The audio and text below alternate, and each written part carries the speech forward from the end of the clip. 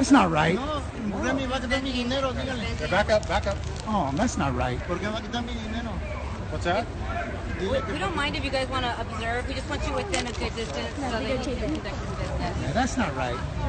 This is Berkeley PD We'll or take UC it to Berkeley the judge, PD? and the judge can decide whether or not it's right. And you're going to take his hard-earned money?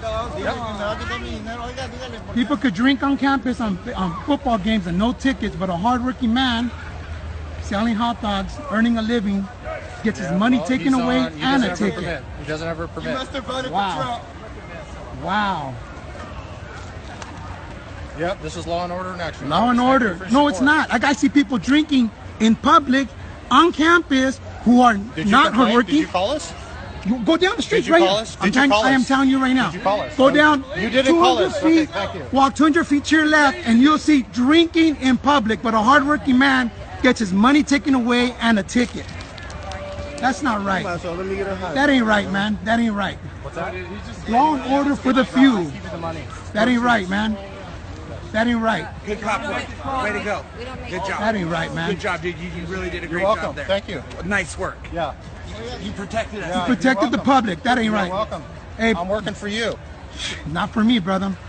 Not for me. And I'm disappointed. As an alum, I'm disappointed in this campus. On you and you. Why are you disappointed on me? Because Because I stand up for somebody who's working hard? Critical thinking right here. Oh, this ain't critical thinking. Just let him conduct his business. I will, man, but you know what? This is Finish wrong. up here. Beyond wrong. I'll post it for you guys to check it out. Hard-working person getting a ticket and money taken away. Give them a ticket. Can you show me where? Oh yeah, just make a left right in this driveway. People drinking in public. Okay, I'll go take a look. Okay, I'll wait for you to go take a look. Okay, awesome. Because you see this man getting a ticket right here, right? I'll wait for him to finish because right now we've got irate people here trying to stop him from doing his business. Okay. After that, I'll go take a look there. Can you check it out?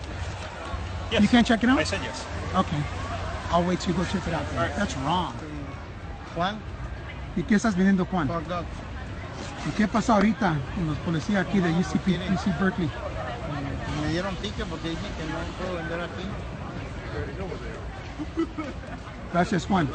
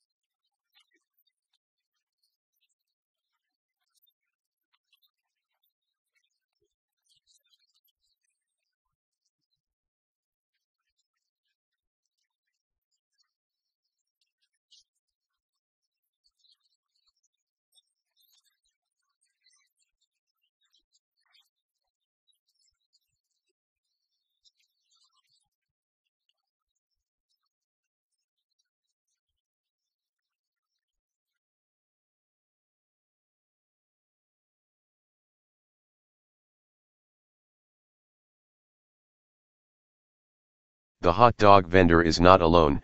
Cops frequently terrorize entrepreneurs including children. Juan the hot dog vendor has joined a list of lemonade stand patrons and food cart owners who have been targeted by police for failing to pay the state first. By Rachel Blevins, September 16, 2017. Juan the hot dog vendor became a viral sensation on the internet this week after a video was published that showed a police officer giving him a ticket for not having a permit, and then taking all of the cash out of his wallet. As the internet watched in horror, thousands of people responded by donating to a GoFundMe page for Juan. While the page's initial goal was $10,000 to cover legal fees and financial losses, it has raised over $80,000 in the last week. The important thing to remember is that the UC Berkeley officers' treatment of Juan the hot dog vendor is not a rare occurrence. Police have a history of targeting enterprisers and entrepreneurs, including children running neighborhood lemonade stands and teenagers attempting to earn extra money by shoveling snow for their neighbors. Advertisement. Children improperly selling lemonade. Two sisters, ages 7 and 8, had their lemonade stand shut down by police in Tyler, Texas, in June 2015. While the officers who interfered acted as though they were heroically saving the city from the two young girls who dared to attempt to sell lemonade without a permit, the girls explained that their mission was to raise $100 to take their dad to a local waterpark for Father's Day. A 10-year-old girl in Orange County, California, was targeted by police in September 2016, for the crime of running an illegal lemonade stand. Instead of admiring her entrepreneurial aspirations, and the fact that she was charging less than $1 for a small cup of fresh juice, police insisted that she needed a $3,500 permit in order to continue operating the stand. Read more. Baby dies after police detain doctor rushing to hospital to save the child's life. This summer, a 5-year-old girl became the latest victim in the war on lemonade stands after 4 police officers targeted her stand in East London. She was issued a $200 ticket for operating the lemonade stand without a permit.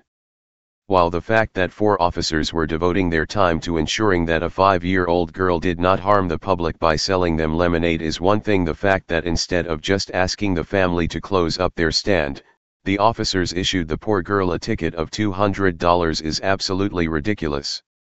Teenagers improperly shoveling snow and selling bottled water.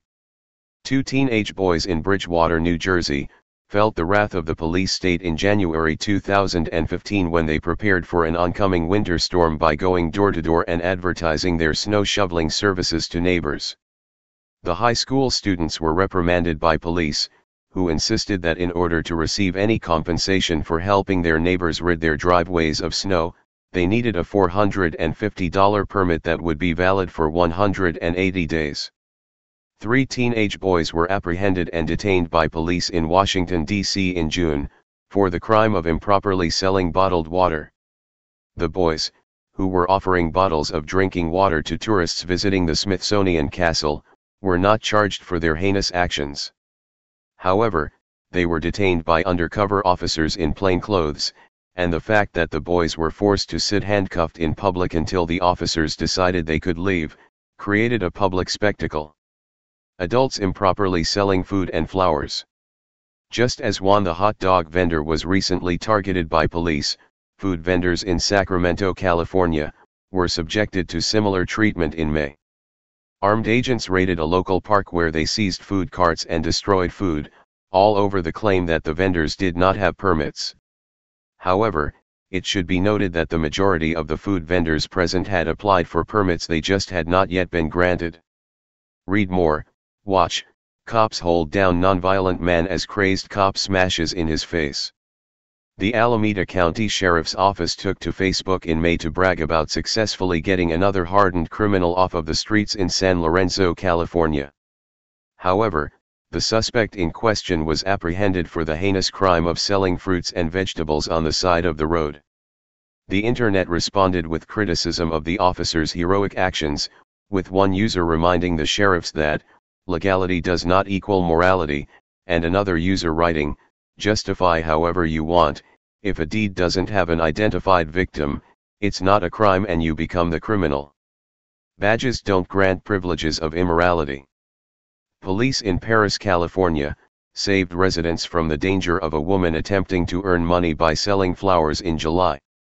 Instead of attempting to talk to the woman, the officer who approached her decided to grab her. Then when the woman, who was clearly frightened, tried to move away, the officer grabbed her by her hair and attacked her. Legality does not equal morality. Just because something is legal does not mean that it is right. The idea that police are utilizing their taxpayer-funded time in the best way possible when they are issuing tickets to young children for operating a lemonade stand, or to teenagers shoveling snow for their neighbors, or to a woman attempting to sell flowers, raises serious questions about their priorities and why policing for profit is taking precedence over crimes that actually have victims.